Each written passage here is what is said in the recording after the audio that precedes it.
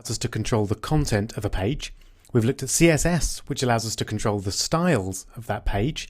And then we've looked at JavaScript, which allows us to make that page interactive and enables us to control it using code. So what extra does jQuery do for us? Well, as I mentioned, jQuery is a JavaScript framework.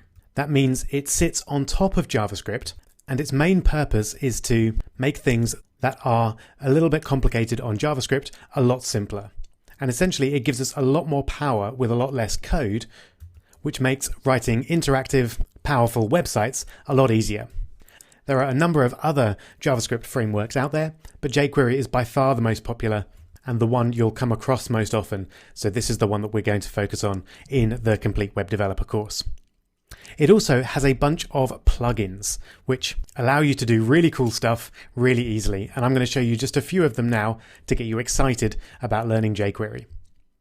So one that we'll be spending quite a lot of time with is the official jQuery UI plugin, which makes it really easy to do things like make objects draggable, or indeed droppable. So you can drop things on top of others and then do something when that happens.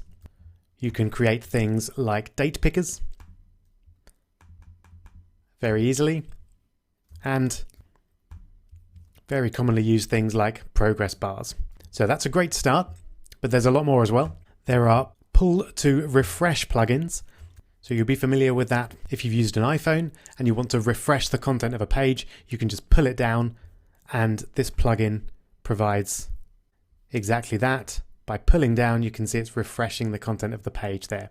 So Rubber Band is another great jQuery plugin. We've got tooltips plugins like Tooltipster.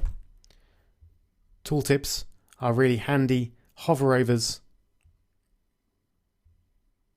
that you can use to give extra information on your apps and to do fancy things like that. We've got the Magnificent Pop-Up plugin, which is a rather grand name for something that's really useful. So if you've got images there, you can just tap on them and have them appear nice and large. That's something that you're probably going to want to do quite regularly. We've got things like Unslider, which gives you a slider, which is very commonly used on websites these days, particularly a big jumbotron, as it's known, at the very top of the page.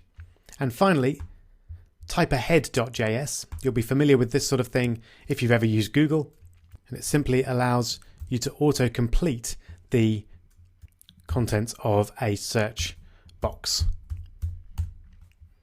There we go. And that's really useful as well.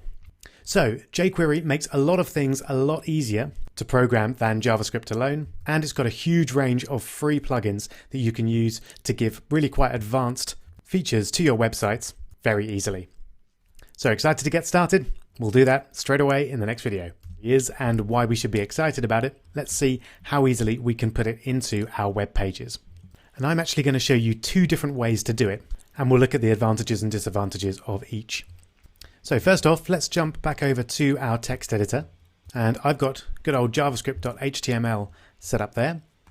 I'm going to save that as a new file, and I'm going to create a new folder. So this is number 4, and I'll call it jQuery.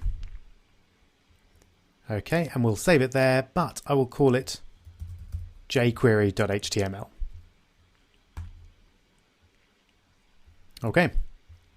And as usual, we'll start with an empty HTML document, and we'll call it jQuery. Okay, so we don't need that bit anymore. So let's get ourselves split up, and let's see first off the quickest way to get going with jQuery, and that is to Google for something like embed jQuery. So this is what we're trying to do. We're trying to embed jQuery into our page so that we can use it. And thanks to Google, we actually get the answer without even having to go to another page, because jQuery is hosted on googleapis.com, and we can grab it right there. So all we have to do is copy that script tag and put it usually in the head of our page. So we saw the script tag at the end of the previous section. This allows us to take the version 2.2 of jQuery and use it in our page. Now this is a great way of doing things, and it's actually what I'd normally recommend for production websites. The URL googleapis.com is extremely reliable. It's probably faster than your own web hosting, and because a lot of websites already use this link, there's a good chance that it's already downloaded and cached on the user's computer. So if that's the case, they won't even have to download it again, which means that your website will load even faster. The slight downside, however, is that you are relying on another web service here. You don't have any control over Google APIs, and it's extremely unlikely, but they might go down, or they might change their URLs or do something that actually breaks this link. So if you're the sort of person that wants complete control over your code, you may not be keen to do something like this. How would you get jQuery in that case then? Well, that's method number 2.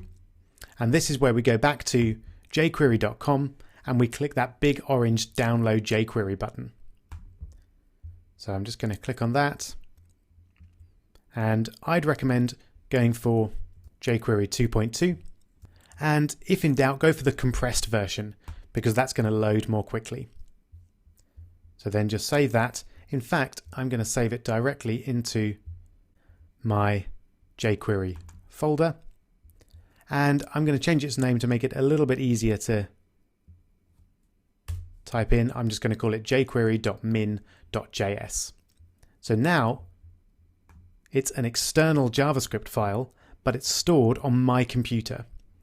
So I don't have to worry about Google servers ever going down. It's only going to be linking to code on my server. This is also handy when you're developing a site. If you're for any reason working offline, or if you've got a bad internet connection, then working with a local version of jQuery will mean that you're not downloading information from the internet. So everything will happen faster as long as you're working completely offline. So those are the 2 ways that you can use jQuery. I'd generally go for the first one in a production site, but I'm going to keep with this one for the rest of this section for no particular reason other than it's already there. It also means I'm not relying on my internet connection at any point. All right, so let's now go back and open this page up. I'm just going to put a quick hi there so I know that I've got the right page when I find it. And I'll open it by just going to Finder or Explorer in Windows, and then going to the desktop, Complete Web Developer Course for jQuery, and then jQuery.html. There we go. I'll just save that and we should get the correct content. There we go. Hi there. So one question that might come to mind is how on earth do we know whether or not jQuery is actually loaded? It doesn't do anything. Well, one way would be to start typing some jQuery and see if it works. But that's not a great solution because you might want to have some kind of JavaScript code that at least runs if jQuery is not working. So let me show you how we can test for jQuery in a reliable way.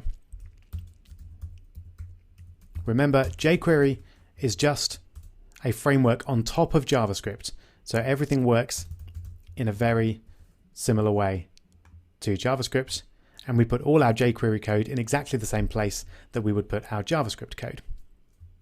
So if our jQuery is up and running, there will be a variable called jQuery. Now, this is very promising that it's come up with this already because it means that my text editor has picked up on the jQuery here and it recognizes jQuery as a variable. So I'm feeling confident, but I want to be sure and I want to run it in my web page over here. So how do you test if a variable exists? Well, what you do is you look for a type of that variable. So each variable has a different type, and if a variable doesn't exist, that type is going to be undefined. Oops, I nearly just put a single equals there. That would have been bad. So what this does is looks at the type of the variable jQuery and tests whether or not it's undefined. So if it is undefined, then that means jQuery hasn't installed correctly for whatever reason. So we'll alert jQuery is not installed. But if it's not undefined, that means it exists. So we can alert jQuery is installed correctly. So I'm hoping to get the second alert. Let's refresh the page and find out. jQuery is installed correctly. Fantastic. Let's just make absolutely sure that this is doing what we hoped and get rid of this script temporarily and then run the page again, and you can see jQuery is not installed. So this is a good thing to do at the beginning of your web page creation. If you're using jQuery, just do a quick test to make sure that everything's up and running. Otherwise you might write a bunch of code and it wouldn't work and you don't know why, and then you realize your jQuery link is wrong or something like that. Okay, so now we're up and running with jQuery. We're going to continue in the next few videos to see how we do some of the things that we have already learned to do in JavaScript in jQuery. And generally we'll find that they're a lot easier and more flexible when we're doing them in jQuery than they are in JavaScript. I've just noticed as well that we don't have a type there. Always good to have a type. So we'll pop that in text/JavaScript. Brilliant. Okay, so let's move on and see how we detect a click and do something in response with jQuery. Right, so now that we're set up with jQuery, we're going to use it to detect a click much in the same way that we did with JavaScript, but we'll see firstly how the syntax, that is the code itself, is a lot simpler, but also how we can be a lot more flexible with the sort of thing that we can click on. So first off, very quick mini CSS challenge for you. Can you create a green circle and 2 red squares using divs and CSS? Go for it.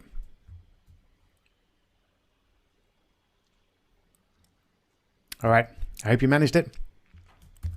I'm going to create a div with an ID of circle because there's only one circle.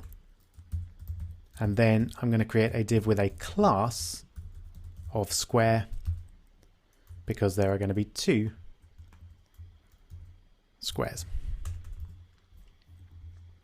There we go. And then let's pop in some style.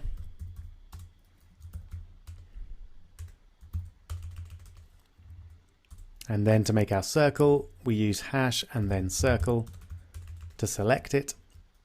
And we want a width of, let's say, 150 pixels, a height of 150 pixels, and a border radius of 50%.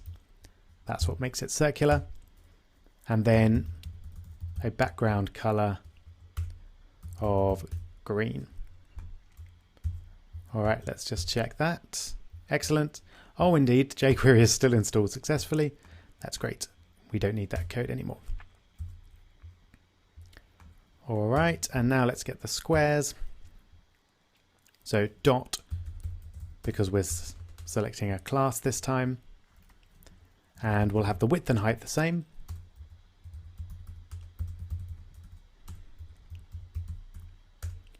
And this time there's no border radius and the background color is red.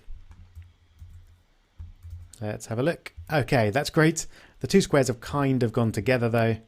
So let's give everything a margin of 10 pixels to separate out everything. Lovely. Okay. So now we're going to write some jQuery, which will just alert something when we tap on some combination of these squares and circles. So remember, with JavaScript, there was only one way that we saw to select an object, and that was by its ID. There are other ways to select objects in JavaScript, but we only looked at the getElementById command. In jQuery, this looks very different. So we start off with a string character, and that is just Shift 4 for me, and probably for you as well, but it may be somewhere else on your keyboard. And pretty much every jQuery instruction starts with a string. So this string here kind of says, right, we're doing something with jQuery. And then we put parentheses, and as you can see here on my text editor, it's saying we need a string of a selector. So inside these parentheses, we enter a string, and that's the thing that we want to select. So if we want to select this first circle, we want to select it by its ID.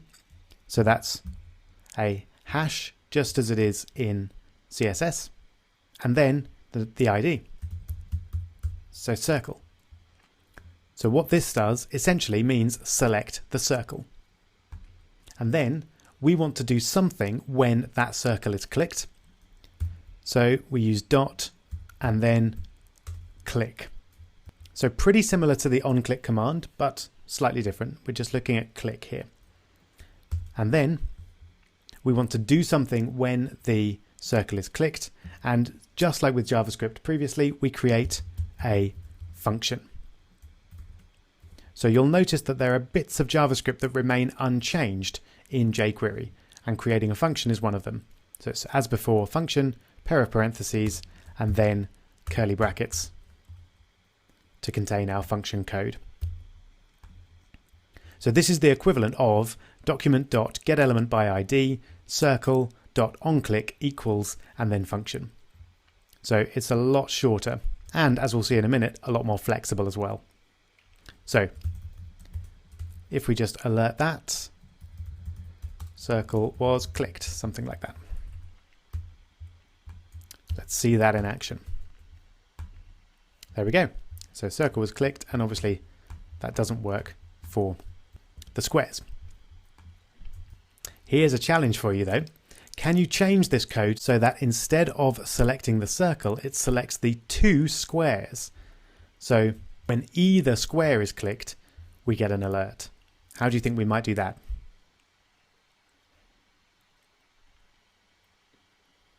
I hope you got it. It's just like in CSS. Instead of hash circle, we use dot square. And then this selects both the squares and applies this function to both of them. So let's see that in action, or let's change the alert to make it make sense first. A square was clicked. Let's have a look. So now we click that square, we get the alert. We click the other square, we get the alert as well. We click the circle, nothing happens. So this is the second big advantage of using jQuery. As well as the code being a bit shorter and neater, it's more flexible. So I can just replace whatever goes in here with a class or an ID to select things. I can also select things by their type. So I could select all of the divs, for example, just like that. So if it doesn't start with a hash or a dot, then we will select all the elements with that name. So all the elements that are called a div. So now if we change the code to a div was clicked, then it will now respond when any one of those three is clicked. And if I click anywhere else, nothing happens because there's no divs over there. So this is an early taste of the power, ease and flexibility of jQuery. We can change our code by just a little bit, and we can select by both class, ID and the type of element that we want to select. Alright, so now we've seen how to use jQuery to respond to a click. Let's use it to change and adjust our website content. Now that we've seen how to respond to a click in jQuery, let's see how we can update our website content with it. So I'm going to get rid of our squares for the moment, and we'll get rid of the CSS as well. And we'll start off with a good old paragraph, which is just say something boring like this is some text. Okay, and then what we want to do is change the text here when the green circle has been clicked.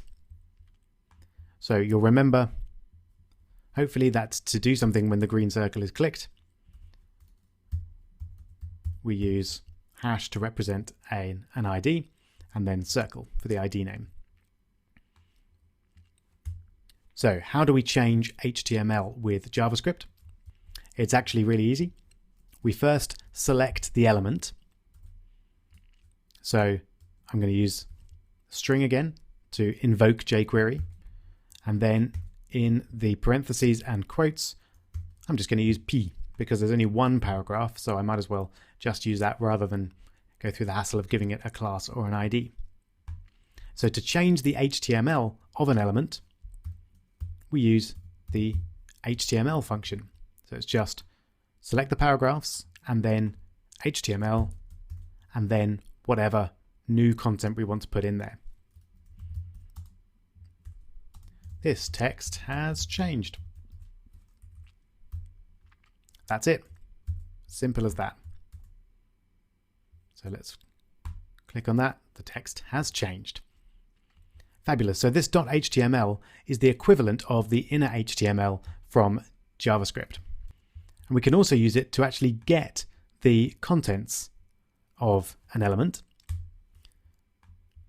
So if I use it in this form, I could alert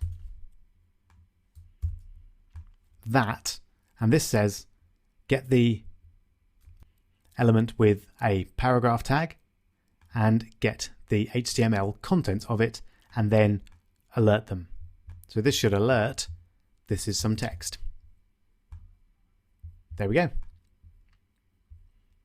So we can use the .html either to change the HTML of an element or to get the HTML of an element. We can also very easily, instead of working with click, we could do something when the mouse hovers over the circle. Now, any ideas how we might do that with jQuery? I wonder if you got it. It's simply a matter of changing .click to .hover.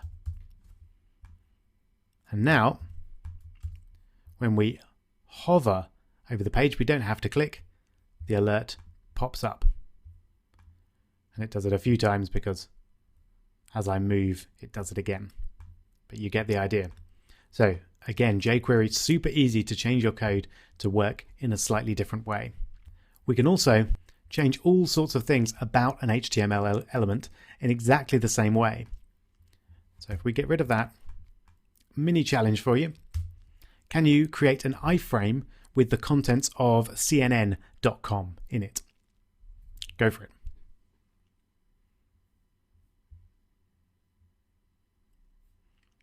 Okay, hope you managed that. It's just a matter of creating an iframe and then giving it an src or a source of http://www.cnn.com. Okay, let's have a look. There we go. So if I wanted to change the contents of this iframe, I could do that pretty easily with jQuery. So first I'd have to select my iframe. Can you do that? Hope you managed it. It's just a string and then inside the quotes type iframe. That will select all the iframes on the page, but we've obviously only got one. And then we want to change an attribute of the iframe. So we use attr. And this essentially allows me to change anything inside the tag here. So if I want to change the src, I just put src into the first pair of quotes and then a comma and then whatever I want to change it to in a second pair of quotes. So possibly everyone's favorite web hosting company, ecowebhosting.co.uk.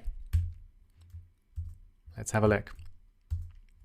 So now it should load the CNN page, and then when I hover over the green circle, it will change the content and download ecowebhosting.co.uk instead. And there it is. So hopefully you're getting the idea that jQuery is very succinct and pretty intuitive. So it's pretty easy to see what's going on here and easy to change your code from, say, click to hover or update the source of an iframe. All right, so now we've changed website content. Let's see how we change styles with jQuery. Hopefully you're getting the idea of how jQuery works. In this video, we're going to move on from seeing how we can change content with jQuery to how we can change styles. So let's go back to just having our circle. So I'll get rid of my iframe, and as a quick challenge, can you from scratch write a little bit of code that will alert hello when you click on the circle using jQuery, of course. Go for it.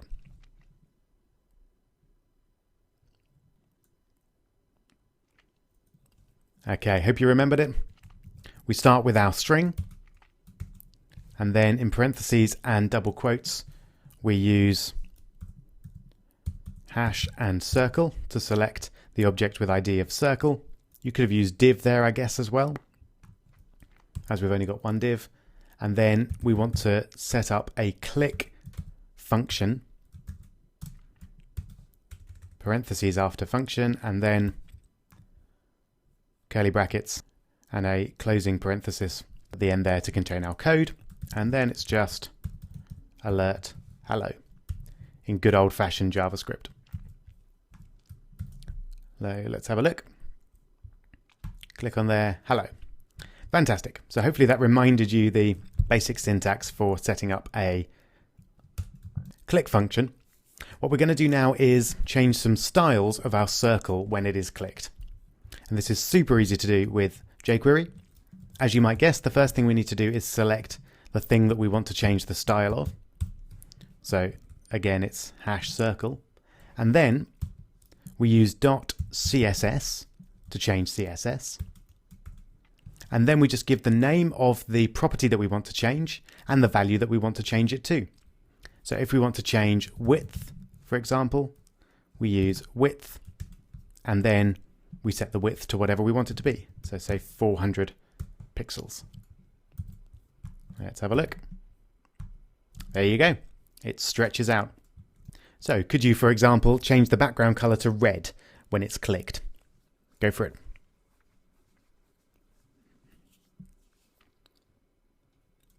Hope you got it. It's just a matter of changing background color to red. Simple as that. There we go. So it's super simple, and you can experiment as much as you like with changing different properties to different values. We can also get the values of particular properties using exactly the same function. So if we wanted to know what the background color of a particular object was, we could find that out by just getting rid of the value of the property there. So just like we did with HTML, if we have a property and a value, then that will change the value of the property to whatever you state. If we just have the property, that will return the value of that property. So if we take a look, we could alert that whole thing and get the background color. There we go. So it's in the form RGB 01280, which is another way of saying green. So a quick challenge for you then. Can you get the width of the body of the page? So the width of the body of this web page. Go for it.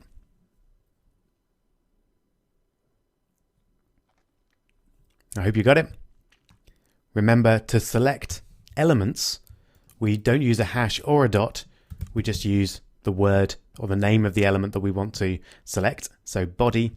And then if we want the width, we just change the CSS property to width. Let's take a look. There we go. 581 pixels. And interestingly, that will change if we make the page wider or narrower. So now we're up to 1021 pixels. So that can actually be quite useful if you want to change your website layout depending on the width of the page. You can use jQuery to get that width for you and then do something with it if you want to. All right, there's one more thing I want to show you in this video, and for that I'll need my squares back. So I'm going to bring in my divs with a class of square,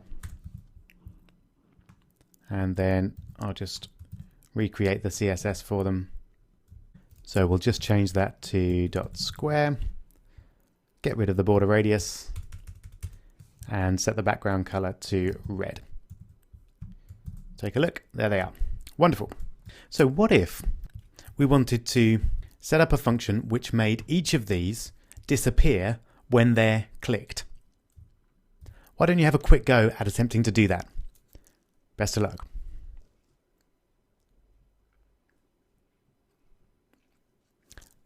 Okay, I hope you found a little bit of a problem there, because what I hope you attempted to do, rather than have a separate function for each div and give these to an ID or something like that, which is a bit messy. We want to do it in a single function.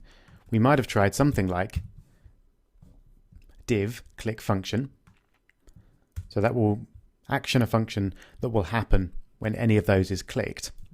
And then you may have tried something like div, and then to make it disappear, we could use CSS. And then you may have remembered setting display equal to none is our way of making things disappear. So that looks reasonably promising, but let's have a look and see how it behaves. If I click on the circle, it makes all of them disappear, which of course it should do because we're saying select everything that's called a div and make it disappear. So how do we create a single function which somehow knows which element has been clicked? Well, that's actually really easy, and there's a very powerful JavaScript and jQuery idea that I'm going to show you to do this. And it is the very simple keyword this.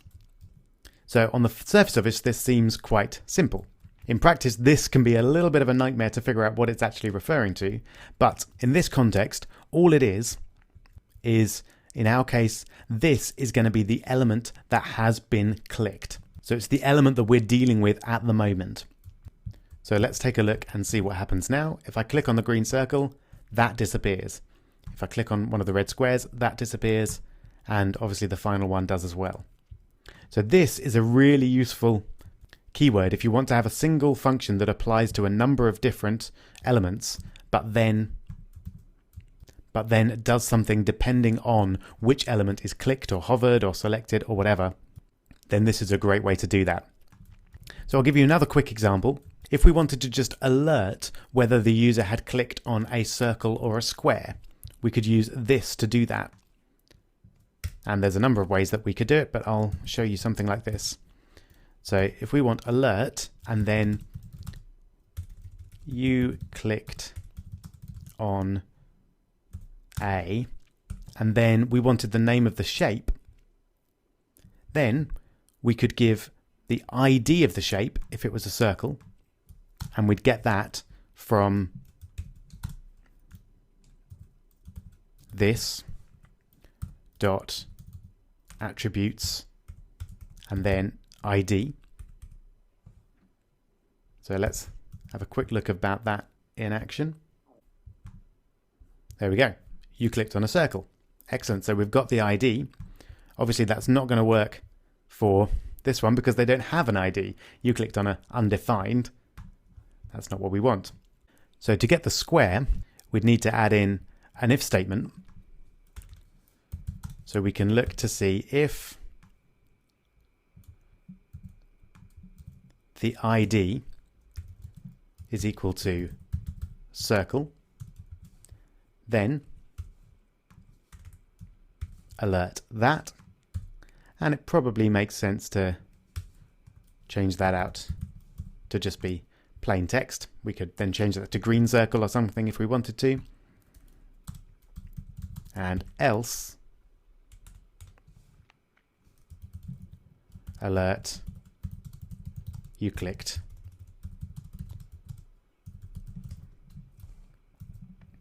on a square. Let's have a look. There we go. Fantastic. Obviously we could check for classes or other ways to distinguish between different elements if we wanted to here as well, if we wanted to search for more than two different types of element. It's worth noting that this is a JavaScript keyword as well as a jQuery one, so you can use it in plain JavaScript if you want to. Okay, so now we've seen the this keyword and also how to affect styles and to return the styles of particular elements. We're going to start looking at some jQuery specific features now. And the first one I'll show you is fading content. And we've seen how jQuery is a little bit easier to read and write than JavaScript. And it's a bit more flexible as well in that we can easily select classes or a range of element types using exactly the same syntax. But there's also a number of functions that are very easy to do with jQuery that would be very difficult to do with plain JavaScript. And one of those is fading content. So let's see how easy that is to achieve with jQuery. So let's try and fade out whatever item is clicked when we click it, rather than making it disappear. So again, to select the item, we use this. And then it's as simple as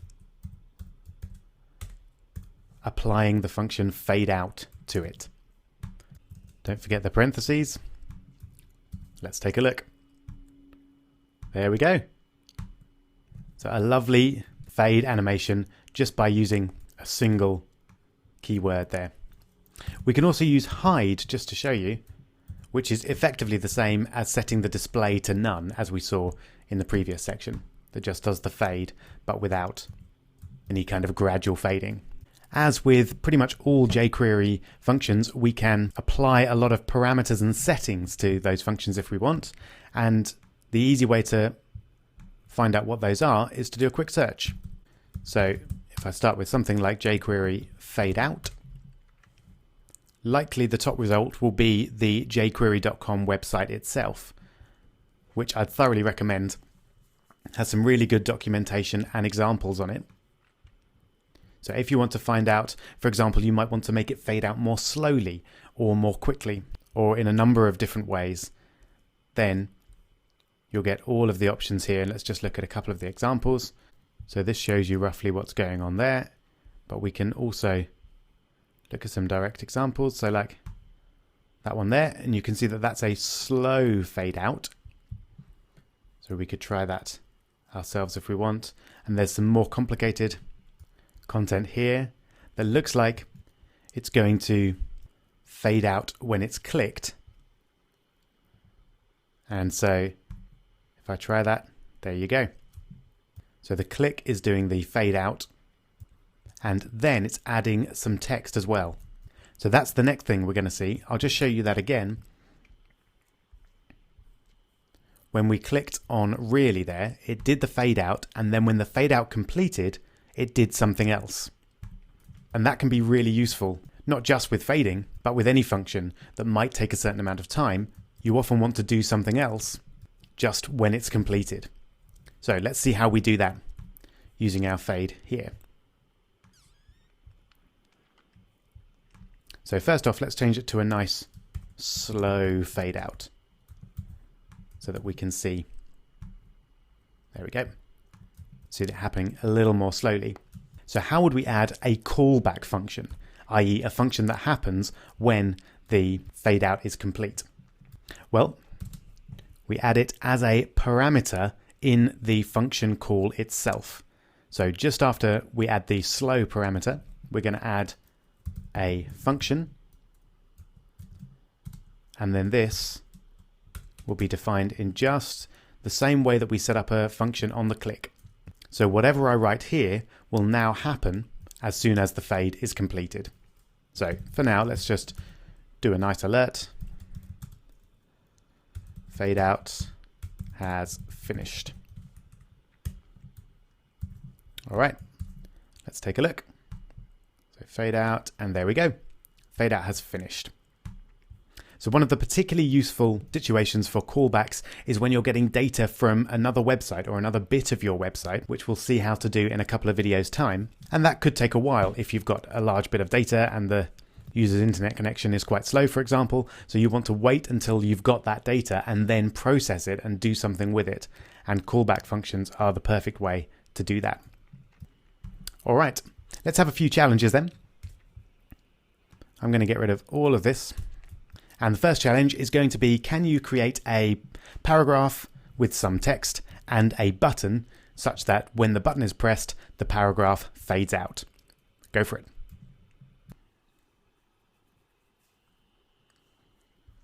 Okay, hope that went well. I'm going to get rid of my styles because I don't need them anymore. So my paragraph, this is some text, phenomenally dull, and then my button. I'll give it an ID of fade out,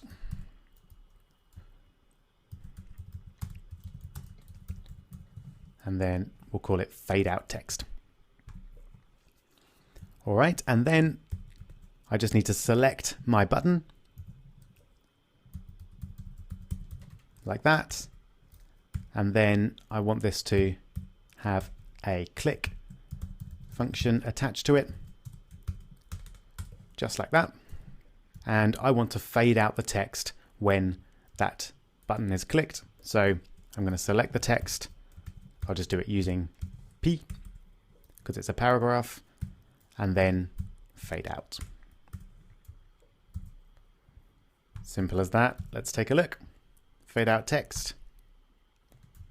Oh, I've made a mistake there. Anyone see what it is? I forgot the parentheses. It's a function, so you always have parentheses after it, even if you're not going to have any options like slow or a callback function. There we go. And notice as well, once it's faded out, it's gone. So the display property of the paragraph is made equal to none, just as we saw before, and it's effectively not there anymore. Okay, so challenge 2 is going to be, can you have some text in a different paragraph which is initially hidden, and then when you press another button, it fades that text in? Go for it.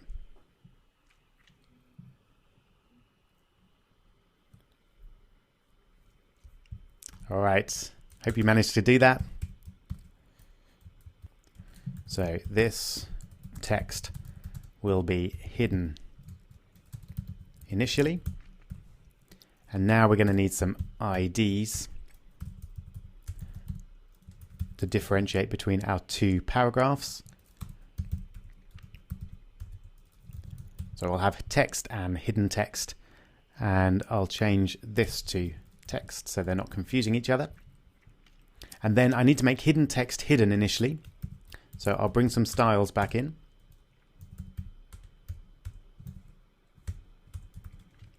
There we go. So I only need to style hidden text. And the only style I need to give it is display none. And that will make it hidden initially. And then I'm going to have a button. The ID is going to be fade in, which is a little clue as to what the function is that I'm going to use. And that's fade in text. So let's just check that that's all okay. Yep, obviously fade in text at the moment doesn't do anything. Oh, forgot my semicolon there. So to make the fade in button do something, I need to select it in the usual way. Fade in. And I'm adding a click function to it in the same way as usual.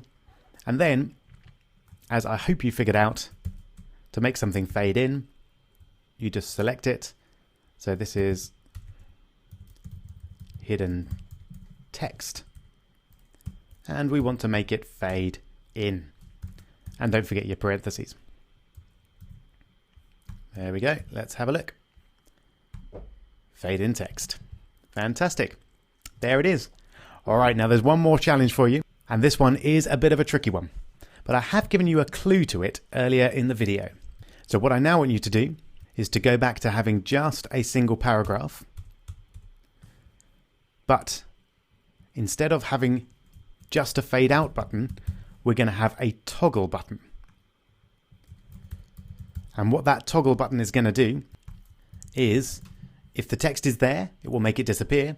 And if the text is not there, it will make it appear. So that's a pretty big challenge. There's a number of different ways you could do it, but give it a shot. Good luck.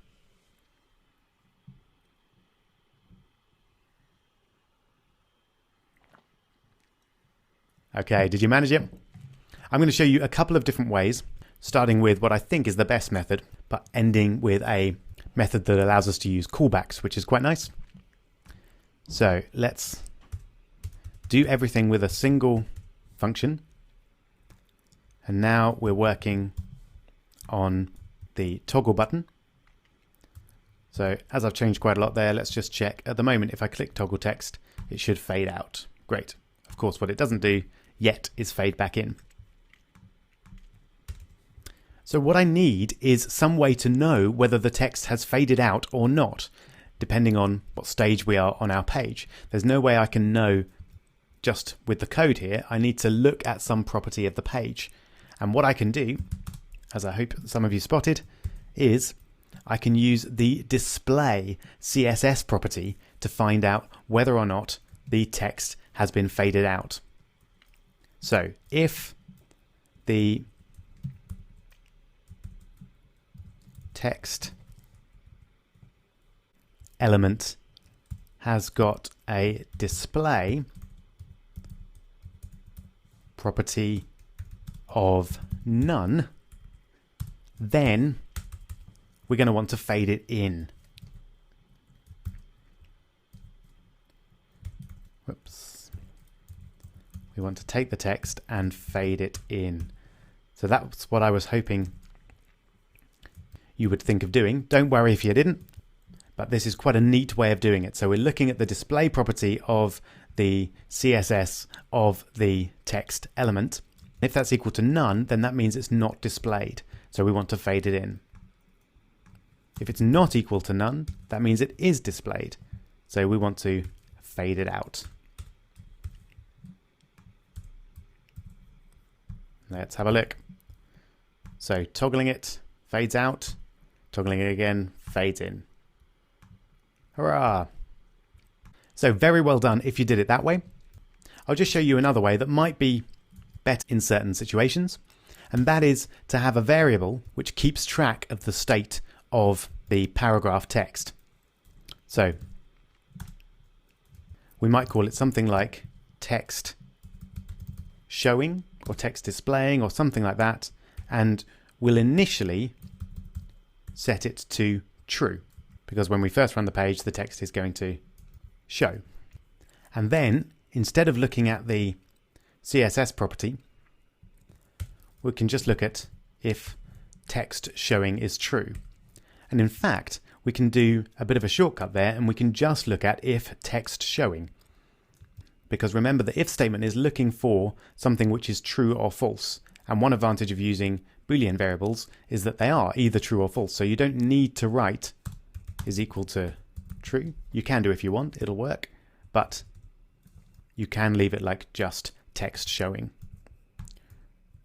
So let's have a quick look at that. But of course, if text is showing, I want it to fade out rather than fade in. So let's just make sure that's working for the fade out. It is, yep. It's not going to work for the fade in yet because we haven't updated text showing.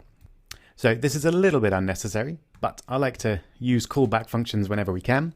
So I'm going to add a callback function to our fade out, such that when the fade out is complete, we'll set text showing to false. So now it's no longer showing. So if we click it again, it will fade it back in. And of course, we'll need a callback function for that as well, which resets text showing back to true. Okay, let's check it out. So fades out, fades back in, fades out, fades back in. Fantastic. So as I say, in this case, I prefer the previous method just because it's a bit neater, but you might have situations where you can't just grab the information you need from a CSS property. And in those situations, you're probably going to want some kind of variable which keeps track of the state of the various items on your page. Well done if you managed to do that challenge. Don't worry too much if you didn't. It was a toughie. So now we know how to fade content in and out. We'll realize that fading is actually a specific example of the more general animating content which we can do with jQuery. So let's find out how we do that. We'll have our elements changing size, shrinking, growing, moving all over the place. It's going to be a lot of fun, and we'll do it in the next video. Right, so now we've seen how to fade in and out content. We're going to start animating our content. So we're going to get some great looking stuff moving all over the place here. So I'm going to quickly go back to my green circle.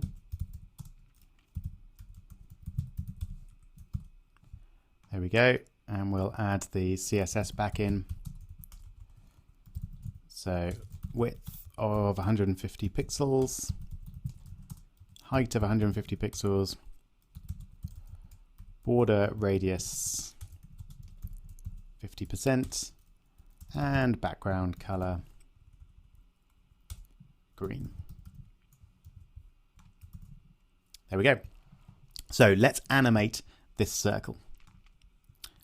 First off, once again, to make sure that it's completely in your head, can you set up a function that does something, I don't care what, when the circle is clicked?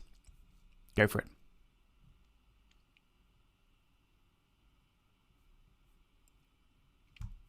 All right, you should have had a string and then our selector for the circle. So hash circle, and then click. Then we want to add a function with parentheses, and then I'll just do a quick test with alert, something like that.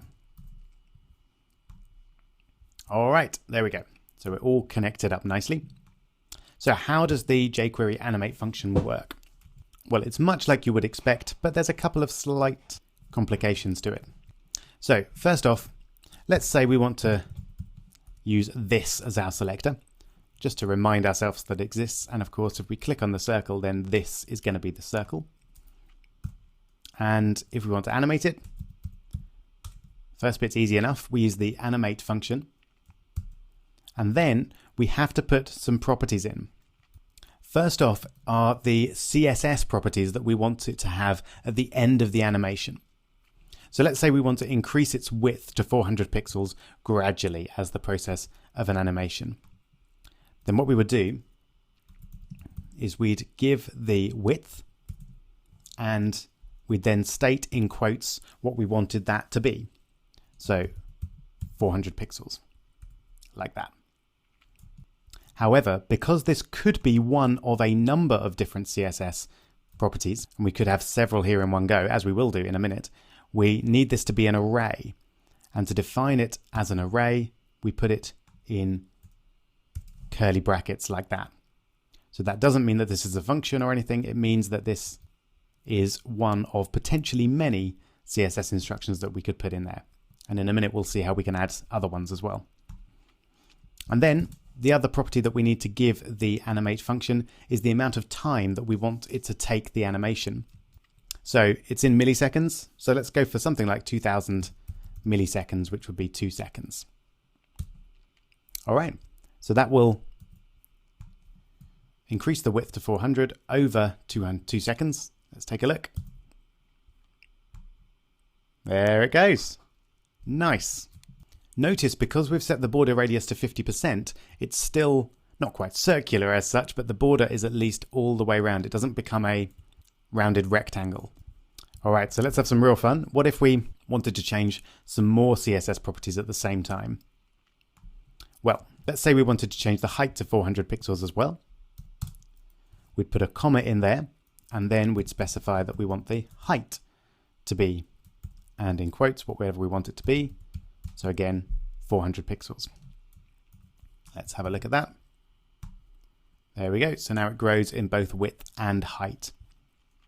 Now, if we add many more of these, it's going to get a bit confusing having them all on the same line running on after each other. So the general convention is to put our different attributes on different lines like that. And that's just a lot easier to read. We can see the different attributes that we're changing and add them or remove them very quickly as necessary. So remember, you always need a comma in front of them. Let's say we wanted to move it around a little bit as well. So we'll change the margins. Now, we use the JavaScript names for CSS properties here, not the CSS name. So instead of margin dash left, we use margin and then left with a capital L. They're pretty easy to translate. Just whenever you see a hyphen or a dash, take it away and then capitalize the word after it. So margin left, let's change that to 100 pixels. And let's add in margin top of 100 pixels as well. All right, let's take a look. There we go. So it's moving and growing at the same time. All right, so feel free to mess around with that and change the animations as you wish. One final little challenge for you is, can you figure out a way to, let's say, change the background color of this circle to red the moment the animation completes? Go for it.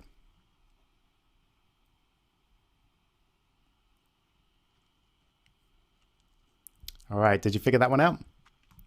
Not super easy. We can add a callback function in the animate function, just as we have done with fading in and out. So we add it as an extra property in the function call, and then function and parentheses, and then our curly brackets to contain whatever code we want to happen when the animation is complete. And the thing that we want to do is to set the background of this thing to red. So let's select it again using this, and we set the background to red using CSS and background color and red. Simple as that. Let's take a look. Wonderful. So hopefully you could imagine using that on your websites. If you want to provide a bit of interactivity and allow things to move or change size when they're clicked on, then why not do it with a little bit of animation to make your website that bit more fun to use? Now, talking of fun to use, one huge innovation in recent years on the web is the creation of web apps. And the primary differentiator of a web app is one where you can control and do a number of different things on the page without reloading the page or clicking on a link to go on a new page. And the vast majority of that happens using a technology called Ajax.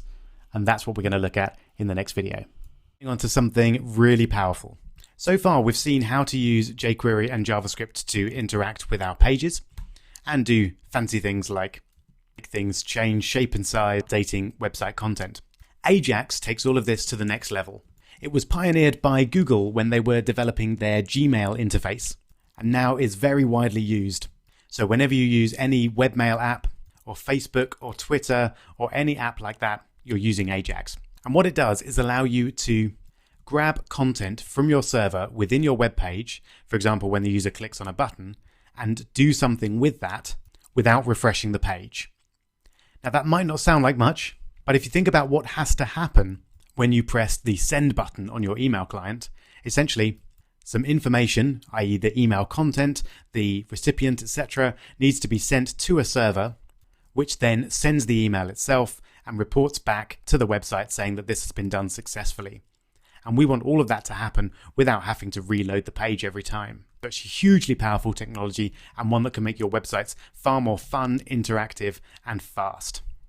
One slight downside with it though is that we can't use it on local files. So Ajax doesn't work with files on your own computer like this. So what I'm going to do is work on it live on my Eco web hosting server. So if you haven't set that up yet, you might want to go back to the first section and follow the instructions to do that. Alternatively, if you don't want to set that up or you can't for whatever reason, then don't worry, just follow along. But bear in mind, the final code won't work if you're working on your local machine. So now I'm in Fire FTP within Firefox. If you haven't seen how to set this up, then again, go back to the FTP video at the beginning of this course, or ignore this bit if you're going to work locally and don't want to worry about FTP. So I've already connected to completewebdevelopercourse.com, and I'm currently in the content folder here. And you can see I've already uploaded the 4 folders that we've been working with so far in the course. I'm on the jQuery section, so I'm going to go in there, and you can see we've got the file jQuery.html. I'm then going to control click or right click and click open, and that will open jQuery.html in my text editor. So it looks exactly the same as before, but if we jump over back to Google Chrome, we can now go to a live website. So that is completewebdevelopercourse.com/4-jQuery for the folder, and then jQuery.html. And this will then load the same page that we had before. And just to remind you, I got that URL from content being the folder, and then 4-jQuery jQuery being the subfolder, and then jQuery.html being the file name. So now we can work in exactly the same way that we have been up until now, but it's slightly more exciting because we're working on a live website. So anyone in the world could go to this URL and see this page.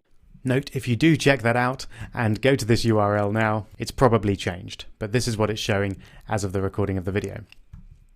So just to make sure that everything is working as desired, I'm going to save that, which will then, via FireFTP, it will save it on the live server, and when I refresh, just as we're used to, it changes and updates automatically. Brilliant. So let's just check that the jQuery still works. Yep, brilliant. Everything's connected up nicely. Okay. So what we're going to attempt to do here is load the content from another file and use it within our page. So in order to do that, we'll need to have another file to load the content from. So I'm going to go back over to FireFTP and create a file right here. So I'm going to control click or right click on Windows and create file. And I'll just call this info.txt. It really doesn't matter at all what this file name is, but something fairly generic like that should work. And then I'm just going to open that again, and that will open up in brackets. And I'll just save a basic bit of text like that. And then close. Okay, so it's that content that we're going to try and get hold of in our web page here. All right, here goes. As always, there's a number of ways that we can do it. I'm going to show you the simplest one first, and then we'll move on to what I would recommend using in a real live site. So, as we're using jQuery functions, and jQuery, by the way, is not critical for Ajax, but it does make using it a lot easier. And then we use dot to call a particular Ajax function. So what we're doing here, we're not selecting a particular item within the page, as we have been doing so far. We're running a special Ajax function, and that function is get. So get does exactly what you might expect. It gets the contents of a file. And then we put in the file name, so info.txt. And then we need to do something when the get is complete. And this is what I mentioned previously, is a callback. So we're going to create a callback function which will run when the Ajax command is complete and they've got the information. And then we can do whatever we want with it. So we define that as function. Now we're very used to just putting parentheses after our function. That's usually because we don't have a particular variable that we need to do anything with. But this time we do. We have the contents of that get request. And so we're going to save that in the variable data. You can use any variable name you like there, but data is pretty standard and obviously makes sense. So this data variable is going to contain the data, i.e. the contents of info.txt. And then all we need to do is do something with it. So for now, we'll just alert it and hope for the best. Here we go. And there we go. So it might not look that exciting, but what we've done there is the very basis of every web app that you've used, every webmail client, every social media website, and probably every interactive website that you're going to create. So I think that's pretty cool, but there are some problems with this function. For one, it doesn't give us the option to do something else if this GET request fails. And that's something that could well happen if someone is on their mobile in particular and they lose signal and they do something on your website. We need to be able to give them a nice message saying, sorry, that's not successful, connect to the internet, or even better, just keep quiet and then do it later when they are connected to the internet. So to do that, we need a more powerful command, And the command that we're going to use is Ajax. So again, string and then dot to access a jQuery function, and the function that we're using is Ajax. Now, Ajax is a little bit more complicated than get, but it is worth getting to grips with. The first thing that we need is to give the URL of the page we want to get. So just like with the get function, and that's exactly the same as before. So info.text. And then we can add extra functions on the end. So I'm going to add a done function, and this will be called when the Ajax request returns some information successfully. So as before, we're going to use function, and then again, we want a variable to hold the data that's returned, which we can refer to later on. And then as before, we put what we want to happen when the Ajax request is complete in the curly brackets. So for now, we'll just alert data once again. So let's have a look. There we go. So that does exactly the same thing. So how then will we use it to let the user know if we can't get the data for any reason? Well, we add a second or a third, depending on your point of view, function to the end of this, which is fail. And this works in exactly the same way. So it's a function. We don't have any data this time because by definition it's failed. So there's nothing to return. But it works in exactly the same way. So let's say alert could not get data. So this will happen, for example, if I misspell my file name, and now I run this again, we'll get the error message, could not get data. So if we'd used the get command here and misspelled the file name, or the user's internet connection had gone down, then just nothing would happen. Whereas here we can let the user know that nothing's happened and ask them to send it again later or do whatever it is we want to do. So that's the big advantage of Ajax. There are lots of other settings that give you extra power and control as well. If you want to check some of them out, then just Google jQuery Ajax and you'll get lots of information on this command. But this is all that we need for now. So I'm just going to tidy this up slightly. I'm going to put these on new lines so it's a little bit clearer what's going on. And I'm just going to give you a tiny challenge here.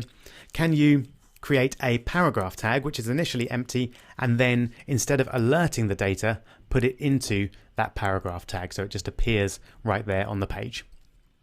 Go for it.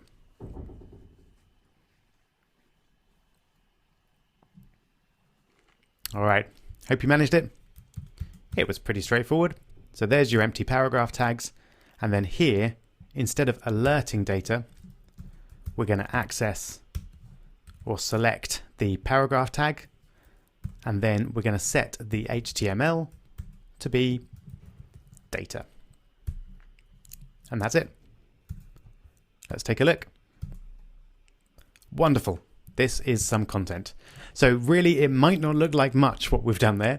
In many ways, we've just recreated what we've already done, but in a much more complicated way. But hopefully you can see that there's a lot of power in this. And especially when you combine this with a server-side language like PHP or Python, both of which we'll learn later on in the course, you're then in a position to create really powerful web apps that are useful and fun to use, like Gmail, Facebook, and Twitter.